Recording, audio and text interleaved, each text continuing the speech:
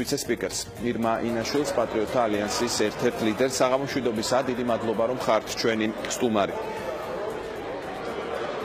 საღამოშვიდობისა. მე მინდა გითხოთ თქვენი შთაბეჭდილება პირველ სხდომასთან დაკავშირებით. რა სიტყვით როგორ შეაფასებთ ამ სხდომას? სხდომამ სტანდარტულად ჩაიარა.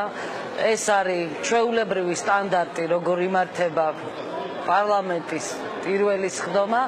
რაც შეეხება მოლოდინებს, ალბათ უფრო ამას გულისხმობდით თქვენ.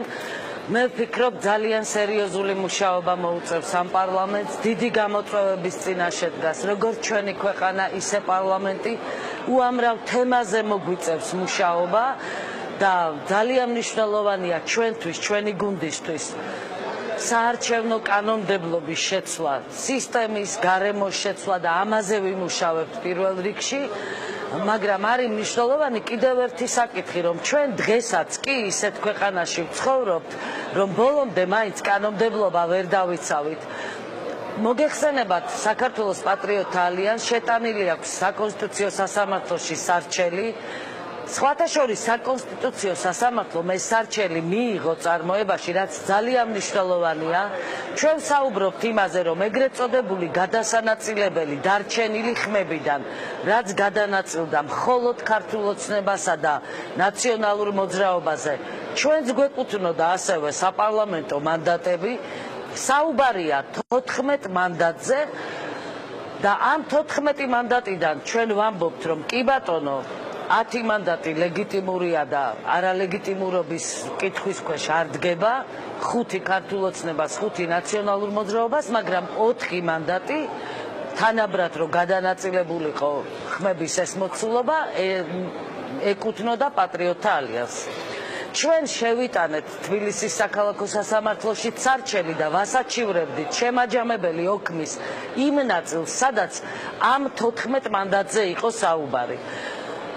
მართალია თბილისის საქალაქო სასამართლომ დღეს წარმოებაში კი მიიღო, განიხილა და შემდეგ არ დააკმაყოფილა ჩვენი სარჩელი, მაგრამ კიდევ ხო 2 დღეა არა, ჩვენ შეგვიძლია გასაჩივრება სააპელაციო სასამართლოს უნდა მივმართოთ, ამიტომ დღეს წესი და რიგით საქართველოს პარლამენტს აი ამ 14 დეპუტატის უფლებამოსილების საკითხი უნდა შეეჩერებინა. 136 დეპუტატი უფლებამოსილია, რომ პარლამენტის საქმიანობა წარმართოს, პარლამენტი შედგებოდა, წარმართავდა საქმიანობას და შემდეგ უკვე რასაც გადაწყვეტდა სააპელაციო სასამართლო, მეორეს მხრივ საკონსტიტუციო სასამართლო, ვიმოქმედებდით იმის მიხედვით. ქალბატონო ირმა. მაგრამ სამწუხაროდ მე არ მომეცა საშუალება, რომ გამოვსულიყავი ცენტრალური საარჩევნო კომისიის თავმჯდომარის შემდეგ და აი ეს კომენტარი გამეკეთებინა და შემეხსენებინა პარლამენტისთვის, რომ აუცილებელია გაითვალისწინოს ის სარჩელები, რაც შეტანილი აქვს სასამართლოში საქართველოს პატრიოტთა ალიანსს და ის თემა, რომ ღია არის ეს საკითხი. 14 დეპუტატის. ქალბატონო ირმა, აი თამაშის წესები გარკვეულწილად ყოველ შემთხვევაში კონტურები თამაშის წესებისა საქართველოს პარლამენტში გამოჩნდა დღევანდელ სხდომაზე, იყო ურთიერთბრალდებები და განცხადებები ერთმანეთის მისამართით ქართული ოცნებიდან და ნაციონალური მოძრაობიდან.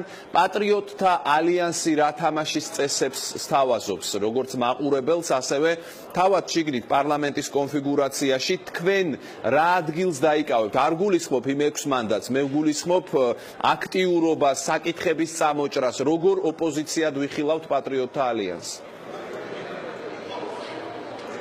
პატრიოტთა ალიანსი იქნება ის ფრაქცია, საქართველოს პატრიოტები, რომელი ფრაქციაც შეიტანს ხალხის თავარ სათქმელს საქართველოს პარლამენტში. მე არ ვიცი, ვინ რა თამაშის წესებს აწესებს, მე მთელი ამ 4 წლის განმავლობაში ერთი თამაშის წესი ვნახე. როგორ ეთამაშებოდა ერთმანეთს ქართული ოცნება და ნაციონალური მოძრაობა და ამ თამაშის შედეგია სწორედ ის, რომ დღეს პარლამენტში დეპუტატებად ხედან გიგა ბოკერია, ბატონი ტუღუში, რომელიც საუბრობს ადამიანის უფლებების დაცვაზე, ხა ეს სამარცხვინო არ არის? ტუღუში იყო სახალხო დამცველი და შემდეგ სასჯელახსრულების სისტემაში ხელმძღვანელი პირი, როცა ასობით პატიმარს აწამებდნენ და დღეს არის პარლამენტის წევრი, ზის აგებ დარბაზში და საუბრობს დემოკრატიაზე, ადამიანის უფლებებზე და ეს ანომალიაა სინამდვილეში. ჩვენ რო შევქმნით თანაბარ, თანასწორ, სამართლიან საარჩევნო სისტემას, აი ასეთი ხალხი, ვინც თავის დროზე დანაშაულს ჩადიოდა, ამ მფარველობდა პარლამენტში კი ვეღარ მოხდება. ამიტომ მე კიდევ ერთხელ მინდა ვთქვა, მე არ ვიცი ვინ რა თამაშის წესებს აწესებს ერთმანეთისთვის, ან საკუთარი თავისთვის. ჩვენი თამაშის წესი არის ძალიან გახსნილი, ნუ ექნება მოლოდინი ოცნებას, რომ იდილიურ გარემოს შევქმნით ამ 4 წლის განმავლობაში, არავითარ შემთხვევაში ჩვენ ცხარე დებატები პირველ რიგში ოცნებასთან გვექნება, იმიტომ რომ ოცნებას აქვს საკონსტიტუციო უმრავლესობა, ოცნება არის უმრავლესობაში და ოცნებასთან უნდა ვისაუბროთ ჩვენ იმ საკანონმდებლო პაკეტებზე, რასაც წარადგენს პატრიოტთა ალიანსი საქართველოს პარლამენტში, თორე ნაციონალურ მოძრაობასთან მიმართებაში მე და ჩვენი პოზიცია ჩამოყალიბებული გვაქვს. მე ნაციონალურ მოძრაობასთან არ დისკუსიას ვაპირებ, არ თანამშრომლობას ვაპირებ და არ ჯგუფს არ ვაპირებ კიდე. გასაგებია, მე მინდა ჩვენ ბევრი დრო, რადგან არ დავგვჩათ ალბათო ირმა კიდევ ერთი შეკითხვა მინდა დაგისვათ, ეს ეხება საქართველოს პარლამენტის ახალ თავმჯდომარეს ირაკლი კობახიძეს. მაინტერესებს პირადად თქვენი და თქვენი პარტიის დამოკიდებულება ირაკლი კობახიძისადმი. რას ფიქრობთ მასზე, როგორც პარლამენტის თავმჯდომარეზე? ჩვენმა ფრაქციამ და პირადად მე მხარი დაუჭირეთ ირაკლი კობახიძის კანდიდატურას. მე კარგად ვიცნობ ირაკლი კობახიძეს, ვიცნობ რომ ის არის ძალიან კარგი იურისტი, იმიტომ რომ ერთ-ერთ საკონსტიტუციო სარჩელზე ადვოკატირებას გვიწევდა ჩვენ და ძალიან საინტერესოდ ეფექტურად იმუშავა. მაშინ ეჭვი არ მეპარება მის პროფესიონალიზმში. ამასთან მე მის ოჯახსაც ვიცნობ. მამამისი გია კობახიძე არის ჩემი თანამებრძოლი მთელი ამ წლების განმავლობაში.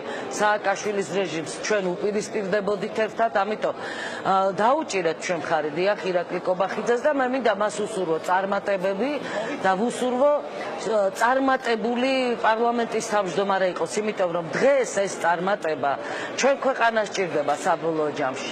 წარმატებული მინისტრები, ვიცე-სპიკერები თუ პარლამენტის თავმჯდომარეები იმისთვის კი არ გვჭირდება, რომ მათი კარიერისთვის იყვნენ წარმატებული. ქვეყანას ჭირდება ხალხი დაიღალა.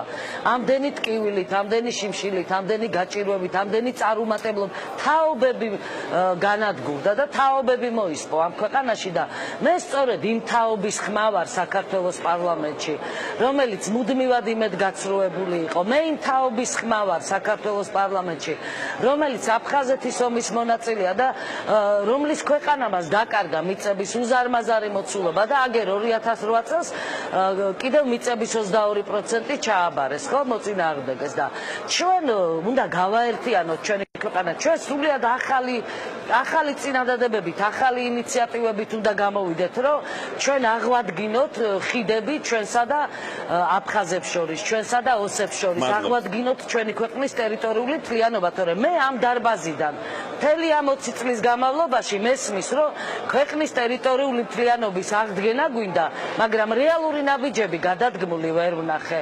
ასევე მე მესმის, რომ რაღაცა კანონები მიიღეს, მაგრამ ეს კანონები ადამიანების ცხოვრებაზე ასახული ვერ ვნახე. ვერ ვნახე მე რეფორმები, რომელიც აისახა ჩვენი საზოგადოების ცხოვრებაზე და კანონები უნდა იქმნებოდეს ხალხისთვის და არ უნდა იყოს კანონების შექმნის მიზანი ის, რომ აი შექმნეს კანონი და მორჩა. ჩვენი ფუნქცია არის ძალიან მნიშვნელოვანი. ჩვენ ქართველი ხალხის სათქმელი უნდა მოვიტანოთ საქართველოს პარლამენტში და ამას აუცილებლად გავაკეთებთ. გასაგებია, ირმა ინაშვილი პარლამენტის ვიცე-სპიკერი იყო ჩვენი სტუმარი, ის პირდაპირ ეთერში ჩაგვერთო ქუთაისიდან. გმადლობთ. ამით დღევანდელი ეთერი დასრულებულია. სულ რამდენიმე წუთში კი უკვე რვიანი სტუდია